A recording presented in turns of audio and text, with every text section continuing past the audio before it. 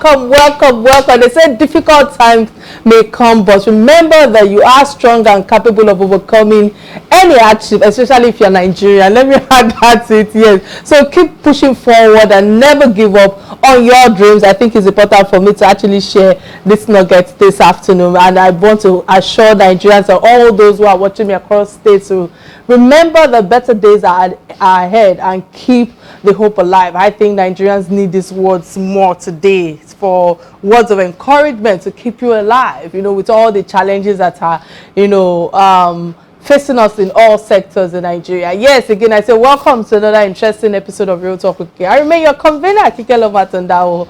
And of course, today, guys, let me just go straight to the On This Day in History segment. Today is a bit of mixed feelings for me, but On This Day in History is actually reminding us of the Faith Tabernacle, the headquarters of the Living Faith Church International, aka Winners Chapel, was listed by the Guinness World Records as the world's largest church. Let's hear more on this Day in History segment. Stay with us, we'll be right back.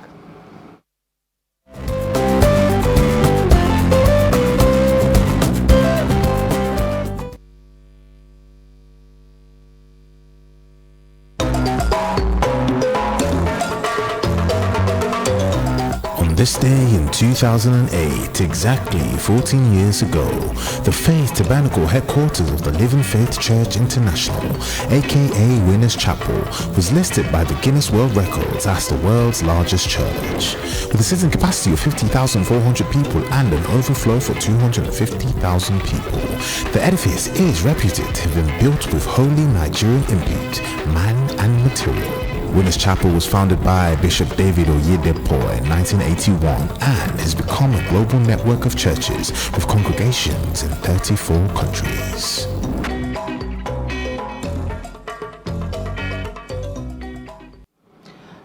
On this day in this segment, I just feel that we have records of religiosity and infrastructure in terms of religious building, in terms of, religious records of transparency. As far as I'm concerned, when it comes to our culture, we tend to be more religious, or how would I put it, even though Winners Chapel today, is in the world's book of records, as far as I'm concerned, I'm asking myself, in terms of power of character of we human beings, in terms of our leaders, when it comes to transparency, like I said earlier, when it comes to integrity, when it comes to service, patriotism and good conduct are nothing to write home about, as far as I'm concerned, when it comes to our power of character with our leaders. And where does our leaders start from? It starts from our foundation, it starts from home, it starts from churches, it starts from mosque, and it's unfortunate that the so-called leaders, who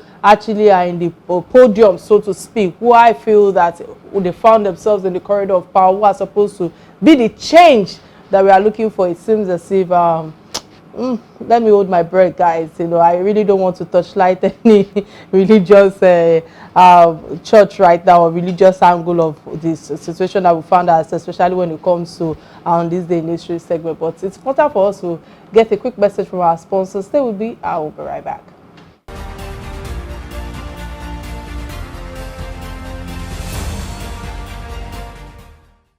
All right, welcome to Real Talk with Kike, the only show that gives you the real deal on the issues that matters. Yes, I remain your host, Kike Atanda-Owo. On the show today, we're joined by a true expert in the field, Chris Aligbe. I feel that he's one of those experts in the industry that can throw a lot of light on the challenges the challenge that we found ourselves today. And the aviation industry in Nigeria is currently facing a major crisis, I must emphasize. Workers have gone on strike, and we have here to get the inside scope, from all that is going on. But of course, Mr. Chris will be sharing a lot of information with us on what's really going on and what the future holds, knowing that is somebody who has walked in that corridor before. So sit back, relax for some real talk on the aviation worker strike in Nigeria with Mr. Chris Aligbe. But before we let him usher in via our virtual lines, I think it's important for us to get a quick look at his profile. Stay with me. We'll be right back.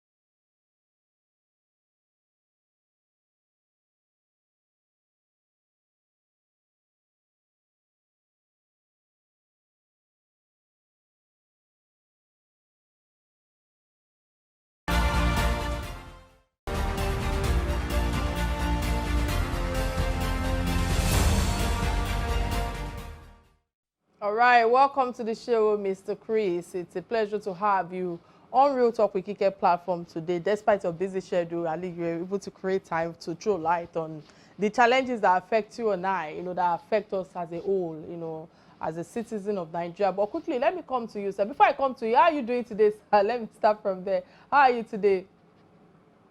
Thank you, Thank you very much. We are fine today. Marching on. All right. All right, fantastic. Yeah. All right, I'm not sure I could hear that. I don't know what the You didn't hear me? Okay, I can hear you loud and clear now, sir. Can you hear me now? Okay, I say we are fine today. We are marching on. There's no reason to give up, and we are not giving up. Nigerians, I like that not get this in us. However, let's just go straight to the business at hand. I must ask you, what are the grievances of the aviation workers on the salary? Because is it over non-payment of salary, or the delay in payment, or some form of denial of their entitlements? Maybe that's the word to use right now. What's your take thus far with the information that you've been able to collate? No, I don't think it's a delay or denial. I think it's there's some salary increase. Okay. Appropriate salaries are not being paid. Challenges in our country over these years have become such that what people are earning no longer suffices, even sometimes for movement from one place or the other. And agencies, industries, people have recognized it, many organizations, and are upping the salaries of their workers. Even the federal government is contemplating the raise of civil servant salaries. So these people over the years, yes, there are other benefits attached to their salaries, and they wrote to the agencies, particularly and the handling company. This has nothing to do with other parastatals in the industry, but two handling companies, Nacho and Sako. And Nacho and Sako, okay, the challenge that we had just yesterday was from Nacho. Nacho is a handling company. Nacho is older than Sako, but Sako is much newer, because he came out of one of the liquidated, one of the existing companies that was separated from liquidated Nigeria Airways. And then eventually he went from belonging to the government to belonging to the private sector, because it was privatized. It was privatized, and then it was bought over, and then started operating.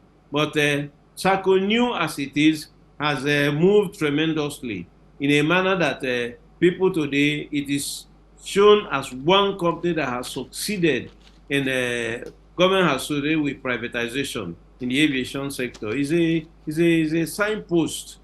It's a signpost for successful privatization. That's Sako. But Nacho has been there. Nacho has been doing quite well. Has a lot of clients, being the original original handling company, because private airlines earlier on invested in Nacho. But time came, and from the regulatory point of view, that they shouldn't invest in such an organization, a handling company being invested by those airlines, and it became difficult for the airlines if they wanted to move with when another company has come that has shown quite some efficiency also. It became difficult if they are stakeholders. So many of them sold off. But Nacho is a handling company, privately owned, is not government. So that's where the problem came. I think the unions wrote to the two organizations and saying, look, we need this. For quite some time, the issue didn't come up, and they decided to give a strike threat. But I think what happened is that Sako appeared to have been a lot more sensitive to the environment, to the kind of job schedule they do, to the fact that handling is a major issue, because they're handling foreign airlines, they're handling domestic airlines, and if there's no handling company, then there won't be any operation. So what we quite some great experience. Sako moved in to resolve the challenges immediately before the strike came out. I think resolved it Thursday, Friday. They were able to address the challenges, and the workers gave up the idea to strike with SACCO. But I don't think NACO did that. NACO, I get, made a great mistake by, instead of addressing it, taking the sensitivity of the job, they went to court. NACO went to court to sue the union to stop them from going on strike. Unfortunately, the court set the date for February 16, and the union said, fine, let us wait for February before we can resume work. That's how they down tools. That was what happened. All right. And I think, yeah. Yeah, sir, you've said a lot in your submission with the question I asked you.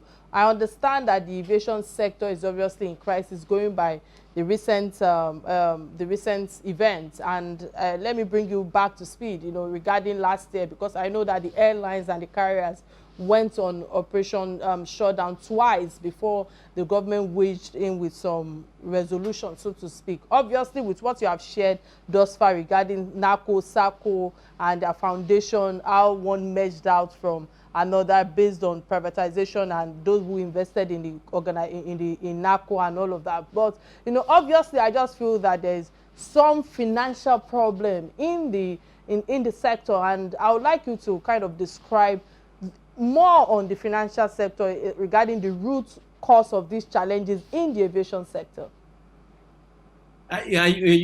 Let's separate the handling companies from airline operators. I don't know where you want us to focus. I'll tell you the truth. The handling companies are a lot better off than airline operators. So, are we going to focus on the handling companies, or you want me to focus on the airline subsector? Let me know. So when we are talking about airline operators, okay, let's start from the airline operators, because I know that in the last 24 hours there have been all sorts of reactions with the airline, and Air Peace, the biggest and most reliable indigenous airliner in Nigeria, lost about 500 million naira, and passengers can't even quantify their own losses because of the time and appointment that they can never regain back. So who is to pay for these losses? Let me come from that angle. And in such circumstances, who bears the brunt of these airlines? Thank you very much. There's a regulator in the industry. That is Nigerian Civil Aviation Authority. They have regulations with effect in terms for consumer protection. The passenger is a consumer, and there are regulations to protect the consumers. And this is where the regulation should apply. Although in that regulation, one of the force majeures is that if there are strikes, that the airlines should not be held responsible. Because normally the consumer has a contractual relationship with the airline. But airlines are freed from such obligation, meeting their obligation towards the consumer during times of disruption, if it arises out of strike. This has risen out of strike. It is not the fault of the airlines, but you will ask a very valid question. The consumer has suffered, and it behoves the airline. I think this is what the NCA should look at as a regulator. The people to pay for any losses should be the handling companies, because it was not a natural event that was beyond their control. It was within their control, but they mishandled it. So if the airlines suffered losses, they have a contractual agreement with the handling company, and passenger has a contractual agreement with the airlines. So this is who is to pay? The airlines cannot run away on the fact that, yes, it is because of a strike action as imputed in the regulation. But this strike action is known to be coming from the handling company, and there's culpability as far as I'm concerned. If SACO could handle its own, the same problem, handle it with appropriate sensitivity, and NACO did not apply such, then it is culpable. NACO cannot be freed from any obligation. So the airlines, NACO has obligations to the airlines, while the airlines have obligations to its passengers. Many thanks for that submission right there. And listening to you, I cannot help but, ask about the union workers strike action that have, it's obvious that have a vast impact on not only stakeholders, but innocent and unconcerned citizens. So is the strike going to continue in future, or have the demands of the union workers, have it been met? What's your take thus far? What's the information you've been able to gather thus far? Kike, they called off that strike yesterday. Yes. It's been called off. In which case, what happened is that NACO could no longer stay where they are. They had to have a meeting. They had a meeting and got it resolved. They got it resolved, and that's why the strike was called off. You see, this is what they should have done before now, rather than going to court. I think organizations should by now realize that going to court to stop activities of the union is not the best. We saw it, we saw the federal government and the ASU, we saw what happened. It took a lot before even the ASU had to go back, not only the court decision, but intervention of the National Assembly. So when organizations decide that the thing to do, when there's a threat to strike, not just an immediate, it's not a spontaneous thing, they have enough information, they know the issues, and then instead of sitting down and addressing the issues, they head to court. It won't work. It has never worked properly. There will be disruption. So today, the blame should go to NACO, not to anybody, not to the airlines. The unions have their rights, and they gave due information, and they followed all the rules to be applied during strike actions. So the unions didn't err, and the workers have a right when issues are there, presenting it to the management, and that's what they did. So there's no blame on this circumstance for the union, no blame on the airlines. The blame is on NACO, the handling company. And that's what should make clear. In our country, if we don't sort things out, people will hide under one thing or the other.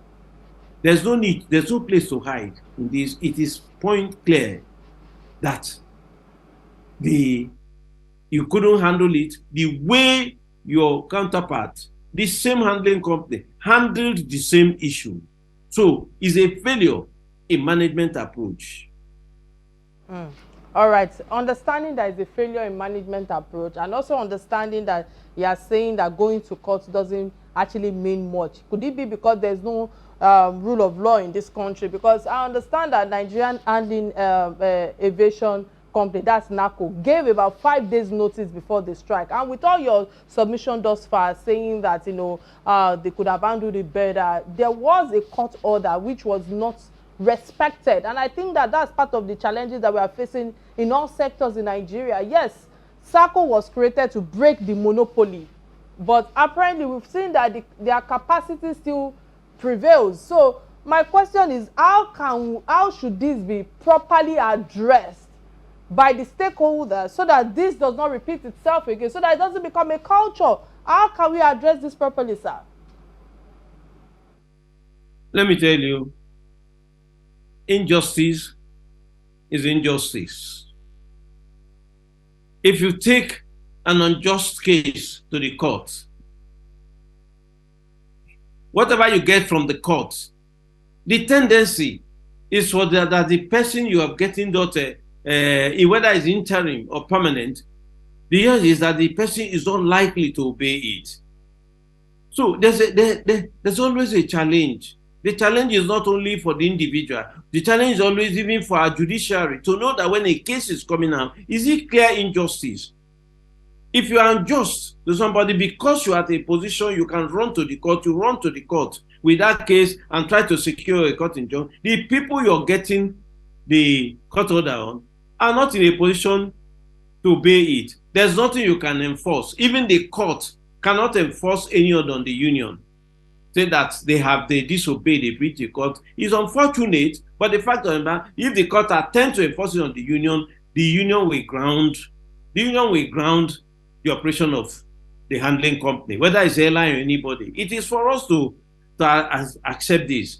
Why is it possible? How is it possible that SACCO can handle this same problem and you're not handling it and you resort to court? It shows that one organization understands the sensitivity of what is. One of them admits that there's some injustice, there's something to be rectified, but you don't accept it and you want the court to protect you. Injustice is injustice. The court can give a ruling, but it becomes extremely difficult to obey.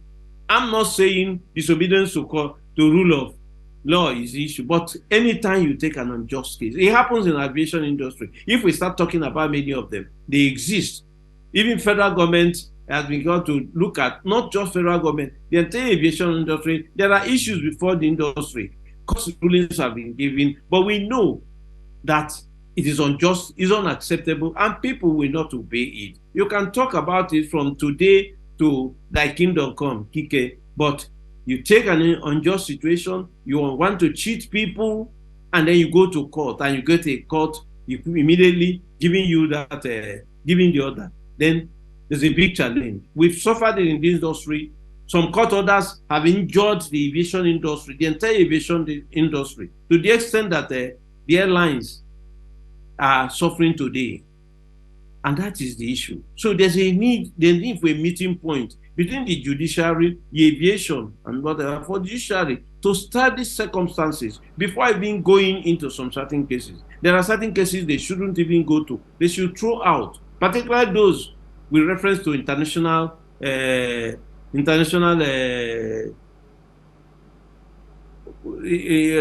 reached at the international level. That there are things reached at the international signed by Nigeria, domesticated by Nigeria, yet the court will proceed to go and give judgment on those issues, and it won't work. So that's the situation. There's need for a meeting point. Many thanks for all your submission thus far. I think it's important for us to go on a quick break to get the word from our sponsors. Please stay with us. We'll be right back.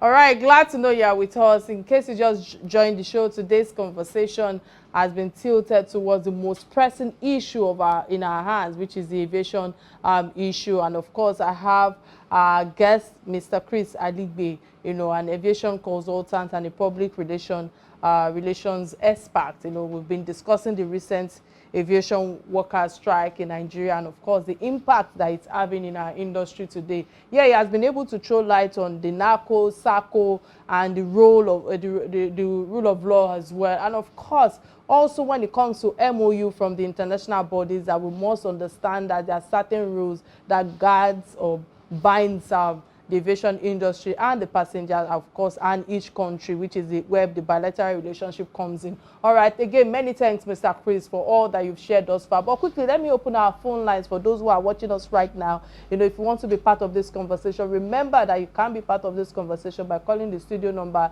080-988-77400, showing on your screen right now. And of course, we're streaming live on Facebook and on YouTube page, both on Real Talk with Kike platform and Silverbird platform. Sir, with all that you've shared thus far, I just want to quickly touch on the president of Aircraft Owners and Pilot Association of Nigeria. That's Mr.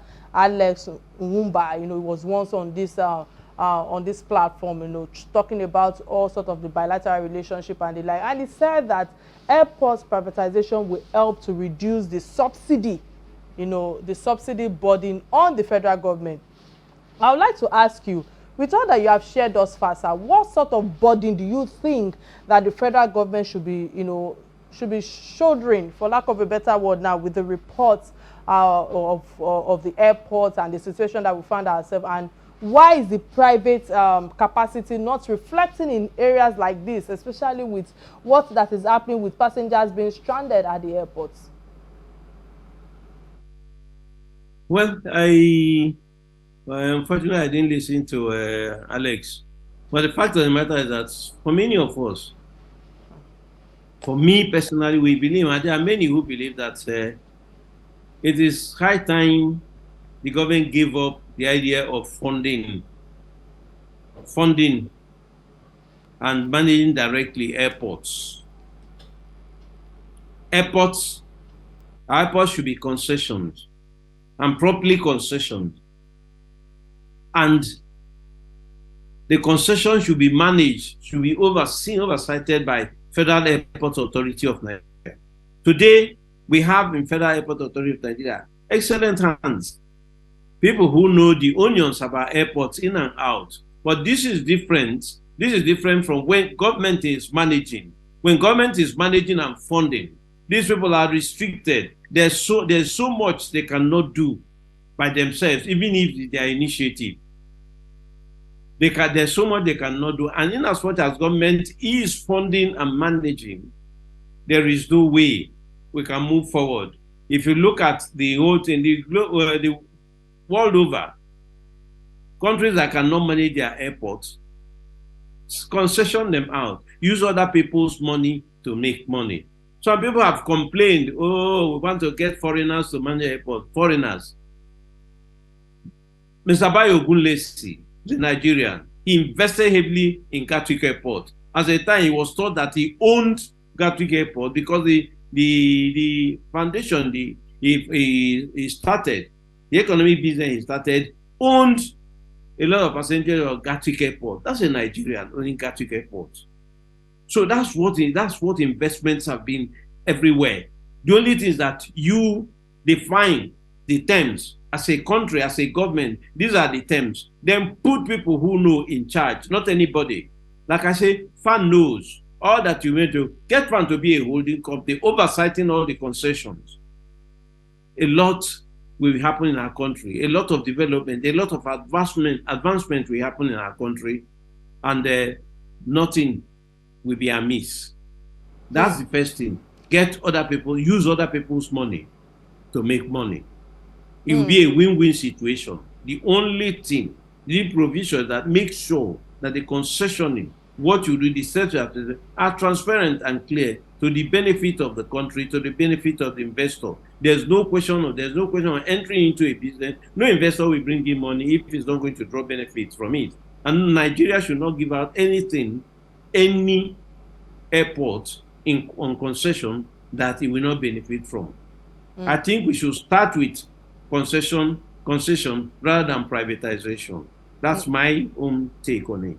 All right, many thanks for that submission, that robust submission from you. But, I'm still going to tilt towards what you've just, shared right now, because, I know that there's no ease of doing business as an entrepreneur myself, and those who are actually doing SMEs in this country. I know that when it comes to privatization that you have mentioned, and you were talking about, getting foreigners, to be in charge of the airport. I just feel that the mentality of we Nigerians is the fact that when we see a white-skinned person, we tend to follow the rule of law. We tend to follow orderliness. I think that's the word. But putting that aside, I really don't want to, as in waste time on that, because I feel that we are in election period now. And from one of your submissions, you've spoken about the government, and I remember vividly that presidential candidate like Atiku, believes in total privatization, as he intends to sell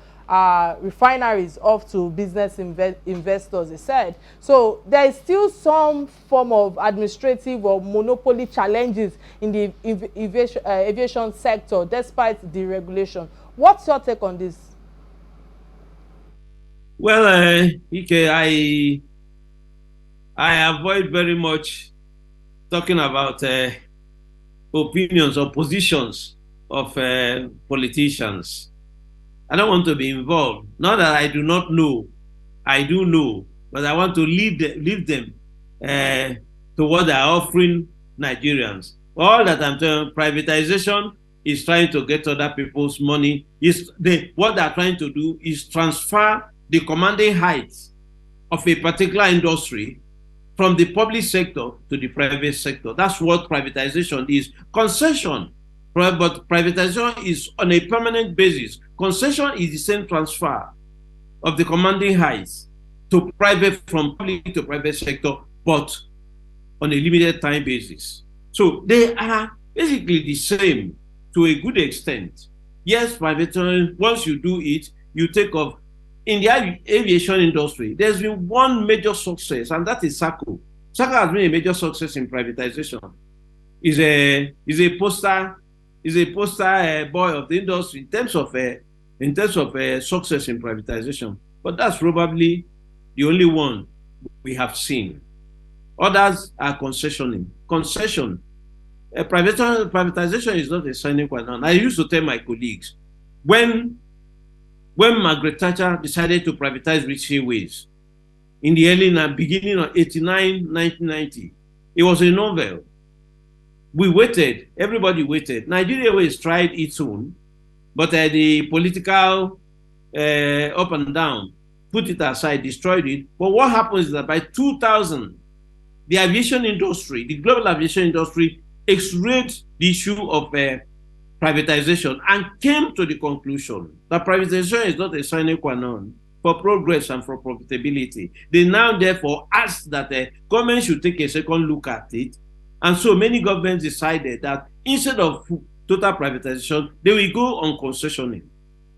I give example of the airline industry. Virgin Blues was not owned by, was a private airline in Australia. But when this decision, after this study, Australian government bought into Virgin Blues and turned into Virgin Australia. This has happened. So many airports are under concession. There are those still owned by government where they have integrated the airport, the airline, and the economy together, like you find in UAE. It's a total integration. Ethiopia is doing this kind of total integration. The economy, the airport, the airline. Some people have managed to do it successfully. Others have not managed to do it successfully. So there are various models, but the fact of the matter is that government should not expend any money, huge money on developing airports. Concession it and let other people money come in, and you use it and you see it and monitor it and determine how the progress will be. That's what countries do. There are other countries that have done concession. And that's what, for me, especially as somebody in the industry, that's what I am recommending. I don't support total privatization. I don't. But please, I'm saying this as a stakeholder in the industry. It has nothing to do with political programs of any nation. But whether it is privatization, whether it's concessioning, is the same. The only thing is that one is on a permanent basis, the other one is time bounded. Fantastic insights right there, and I like the fact that you have to take us back to history. And I would like to ask you this, because I know that with all that you've shared thus far, I'm thinking about when you mentioned, the foreigners, taking, managing the airport and all of that. I want to talk about the perception now, because it is still tilted towards perception. There's an image of damage, going on with the perception of the international observers on our aviation sector. International airlines may get discouraged, from investment in Nigeria, and even tourists, may be fearful of being locked down in our country when cases like this reoccur, because it has become a culture now with all that has happened in the last 1.5 years or 2. How can we salvage our image given the current circumstances that is ongoing at the moment? Well, let me tell you, I don't think, Kike, in the aviation industry, that this situation has been a regular occurrence. I know the airlines had challenges in the past, so aviation fuel, foreign exchange, whatever, they complain bitterly, which has not been handled. Other industries, outside the aviation sector, other sectors have these challenges, but in the airline industry, it hits hard because of the nature of the operation of that industry. I don't think, look, UK, you see how long the British Airways pilots were on strike. In other countries, you have these strikes, airport workers striking. The only thing that they don't allow it to last long. In sometimes you can be, particularly it happens a lot in Italy. It happens a lot. You find that you are in the airport, you hear there's a strike. For the next 1 or 2 hours, flights are not going. Within 2-3 hours, they resolve it. Operations will start. So it happens. But all that I say, people in that industry must be sensitive to the nature of the industry. It's a pity that I'm going to. If you are not sensitive, you will cause the problem, the kind of problem we had yesterday. It is lack of sensitivity. That's the truth. So we need to be sensitive. We need to be more responsible. But let me tell you, the need that there's, luckily, it's not a monopoly. Well, we've moved away a lot from monopoly in the industry. That's why we're also saying airport management, when you concession, it won't be a monopoly. Different strategy, but you have a government agency, like I say, Federal Airport Authority of Nigeria is in a place to oversee this because they know what it is, but they don't have the money. They're not going to be let loose if they are the people managing, but they can supervise it, oversight the terms of the agreement, and then show that our airports are going the way they should go. Move it to the private sector, commanding high from the public to the private sector. We're under a concession arrangement, and you see how well we go. Secondly, when it comes to that place, people won't be losing money. No, a private investor doesn't want to lose money. He will quickly resolve issues before they get to the point. Because if it happens to Nacho again, 2-3 times, you know what is going to happen? Airlines will move to Sako. They will lose market.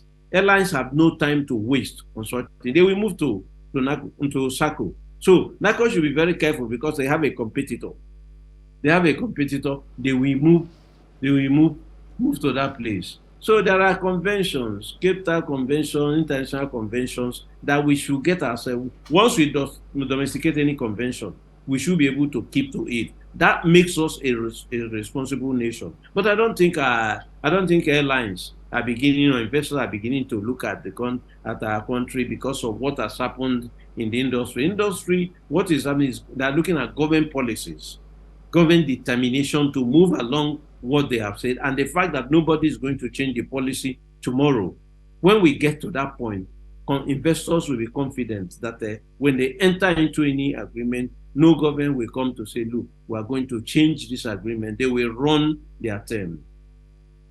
Fantastic right there with all your submission thus far, and it's obvious that you're a man of history because you've taken us back to the root of the matter.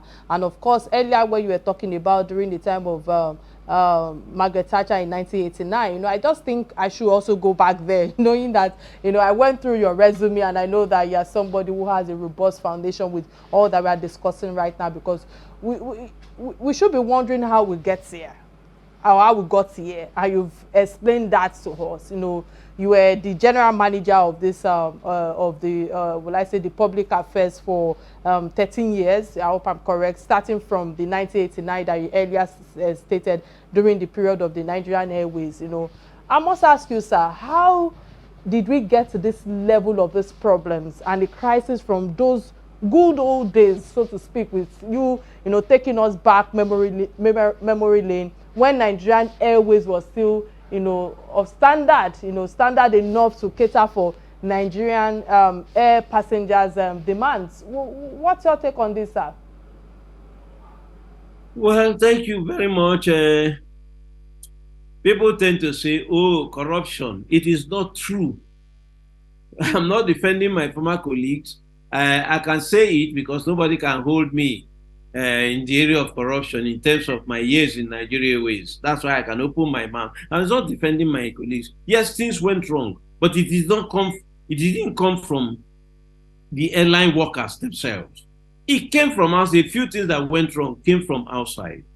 People didn't know that Nigeria Airways was there. That is why today we complain. Anybody who wants to set up an airline 100% owned by government, that airline will collapse because we have not acquired that level of responsibility to manage such an airline like you have in Ethiopia. You see, when in the days of Nigeria Airways, there were attempts made to turn the place around. I tell my colleagues the truth. Immediately Thatcher's privatization came, Nigeria Airways made an attempt to privatize. This was 1992. After it was prepared for commercialization and privatization under IBB regime, military regime. After the preparation, it has some of the best hands. Dozier, AVM Bello, Stelu, Boma, and everything. They were in the board. It was a managing board. Then he took over, it was taken over by Captain Mohammed Georgie, who was a member of that board, who decided that the thing to do is to privatize this, to privatize Nigeria Airways. But he came much earlier than his time, because at that time, everyone was asking, oh, Commonwealth, we're not going to give it. At that same time, Kenya Airways was preparing to privatize. Nigeria Airways privatization documents and Kenya Airways privatization documents were presented to African Airlines in Zimbabwe at Victoria Falls when we had the AFRA meeting. Nigeria Airways document approach was considered better than that of Kenya Airways. But when we came out, the government that set it up, they made every effort throughout that document. Kenya Airways got and became a pride of Africa for quite some time. They started having its problem. Government policies are everywhere. People never knew that Nigeria Airways was operating hard, carrying a hard operation. When the government decided they will favor some of their friends who had some airline to operate hard, what they did was to give them the cost sign of Nigeria Airways. So all the operations were under the cost sign of Nigeria Airways. So they didn't pay anything, overflight charges, ground handling and everything. It was put on Nigeria Airways. When they finished, they took the money wholesale, and Nigeria Airways was left to pay the debts of other airlines that they favored with charge operation. There are many things on and on, I will tell you, that an MD of Nigeria Airways could not deploy a staff, a level 10 officer, out of foreign state. He was summoned to the villa to say, leave that staff there. This is, you see, there's no way. So government interfered extensively. When they're telling you about corruption, they did it. It is not true. But attempts were made. Georgie made an attempt, he failed. Then came at a point, there was one Johnny Ibrahim, a businessman all through and through, who wanted to turn the airline into pure business and was making great success. But when OBJ came, he told him that I don't want any money, leave me to do this. OBJ said, a young man, never seen a young man who says I don't want money. I was going to privatize it. He called in IFCC, which was perfect for us. He was going to do that privatization. Unfortunately, the same OBJ threw away the document of IFC, a perfect document that anytime, any day, today is a reference point. He dropped it and decided he would set up his own airline, Virgin Nigeria. Virgin Nigeria wasn't a national carrier. It was a private investment, although he was given a cloak of national carrier. It wasn't.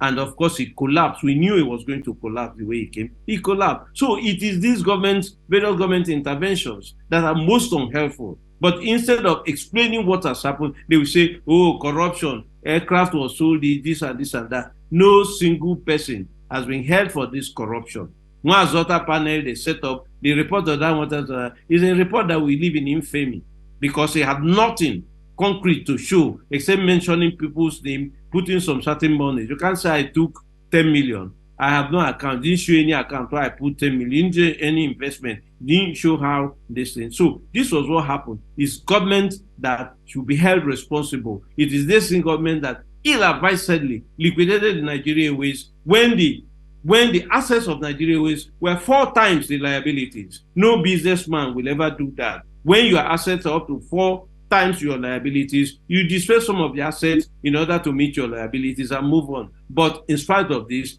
was, and everything became a bazaar. All the properties of Nigeria assets became a bazaar. So this is so government should hold itself responsible. Nigeria should go to various governments responsible. The fact of the matter is that that's why today, if we're setting up an airline, government should not own that 100% equity or a very a high equity in that airline. So the earlier you take our government to that extent from managing an airline, the way we're talking about airports, it will be better for us. All right. Many thanks again for coming on the show. It's been an interesting time with you.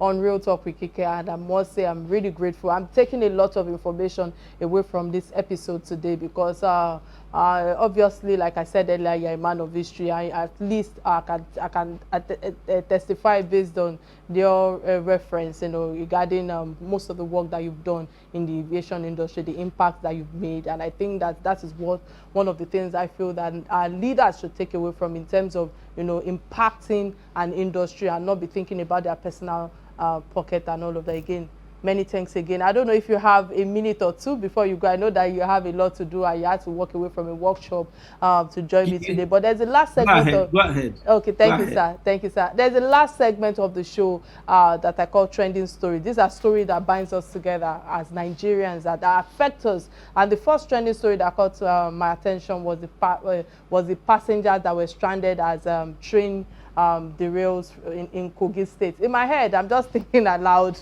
We are still trying to sort out the issue of the airlines. We are thinking about the rails as well. But I don't know if you saw this, but basically, let me give my submission. Maybe that will help you in terms of what I feel regarding this trending. When I read this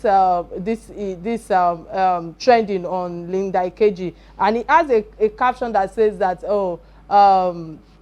I pray Nigeria should not happen to us. And this got me further annoyed. In my head, I'm thinking, why do we actually always want to separate ourselves from the challenges that we found ourselves? I understand that it's a devastating rail accident that has led to the loss of millions and bad experience for the railway travelers as well. We are still dealing with the issue of aviation. Look at what befell us, within the space of 24 hours. I also understand that it's the government's duty to provide security and maintenance, for the rail system in the country. Just like you shared earlier, sir, Mr. Chris, with some of the roles that the government have played in some of the challenges that we found ourselves. It's obvious that that's the same challenge that we've also found ourselves in the railway industry. However, it's rather unpatriotic and hypocritical, when we use words like that, like I said earlier, in that we pray Nigeria doesn't happen to you. So the problem of the train now is the railway,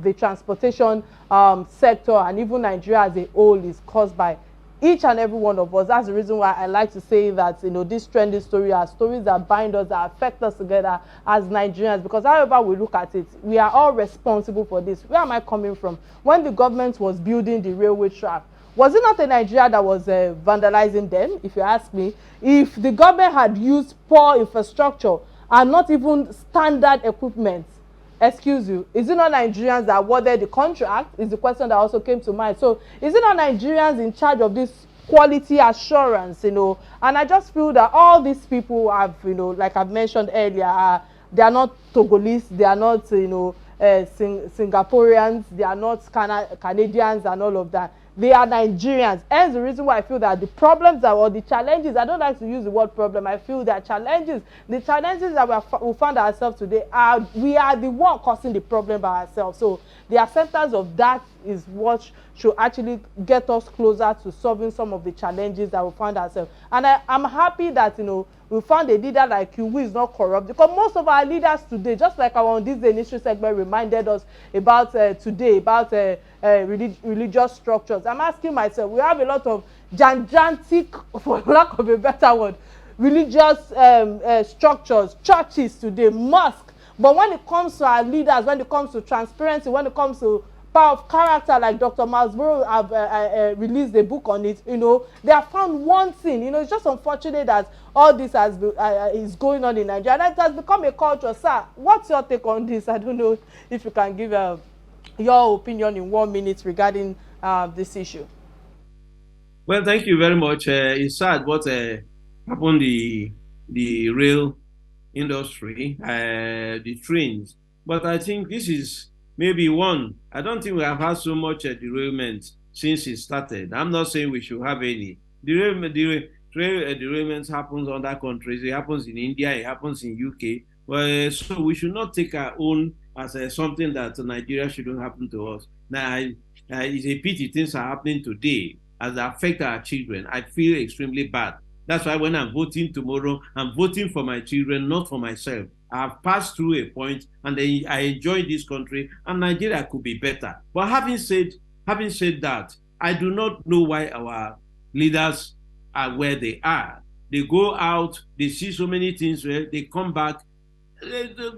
Dubai didn't have a train station about 10 years ago. They didn't have. But if you go there today, you'll be happy what you are seeing. I went first to Dubai as far as 1985. There was nothing there. But it is today, Dubai today is a different thing. So it is for us to look at ourselves, think about our children. All these people carrying around. So when I look at them, I ask myself, where are we going to in this country? So that is the truth. It is the future of our children. Is our future that are we going to leave something for our children to call their own country? Are we going to leave something that they can hand over to their children for a legacy? Are we going to plan a situation? All of them with jackpot are planning. I do not know. But the leadership, people have said there's a leadership failure. We should turn the satellite on ourselves. All those who are talking, accusing one another, turn the satellite on yourself and see how you are done in this country. That's my position. Thank you. Many thanks, sir, for all that. I can only pray for longevity for you in soundness of health, because I like the fact that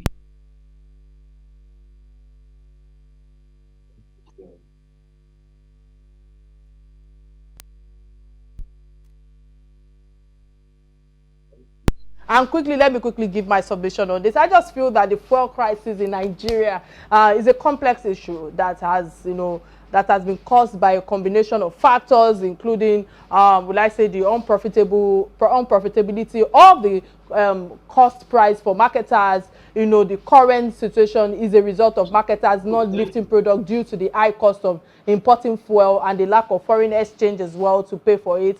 And I also feel, coupled with the fact that there's low price set by the government for this product. So this crisis is not just new, if you ask me, because year in, year out, there's always one fuel scarcity or the other. I'm asking myself, what have we learned? Have we faced fuel, we like to shortage in the past? Yes. So however, the current crisis is particularly, I don't know the word to use now. It's far-reaching consequences for all these countries' economy, and the daily lives of the citizen is being affected by this. So we just have to continue to linger for the best hands, the visionary leader. I wish that my guest today, Mr. Chris Aligbe, can be one of those people that can actually be in the corridor of power to change things. There are a lot of technocrats that are not ready to come and serve in the corridor of power. Why they are doing that, or why they are running away from it, I really don't know. But this is when we need, we should know whether we have a government or not. So I feel that President Buhari right now, yes, he has signed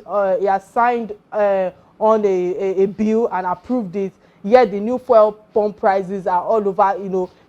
Some states are actually paying for 200, some states are paying for 185 and the likes and all. And I'm wondering, for how long will this continue, with the fact that the government must take urgent action to address the underlying economic factors that are causing this crisis, and that we find ourselves in a place where we cannot actually find solutions to ensure that there's an adequate supply of fuel in the country. It's just unfortunate. It is also, let me also emphasize that it's also very important. So I like the need for transparency and accountability, just like what our guests have also shared today when it comes to accountability in most of the things that you have shared regarding then when they were working in the industry, in the aviation industry. I just feel that that's some of the challenges that we are facing today. None of our leaders are ready to actually come to fore in terms of accountability. So the fuel distribution system, we've seen all that is happening to ensure that there's a product that reaches the end users at a fair price. That is the reason why we are facing some of these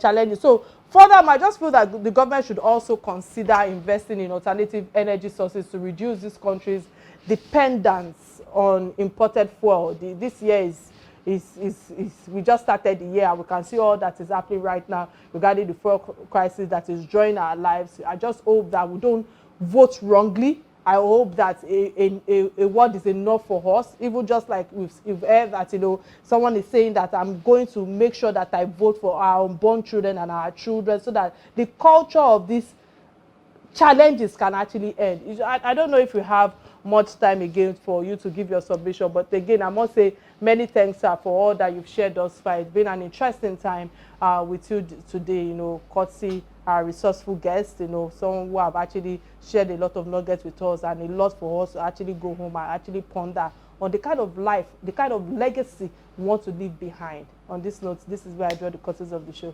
Till I come your way on Thursday, remember to catch me live on Inspiration FM at 5 p.m. My name remains Kike Atanda-Owo, and bye now.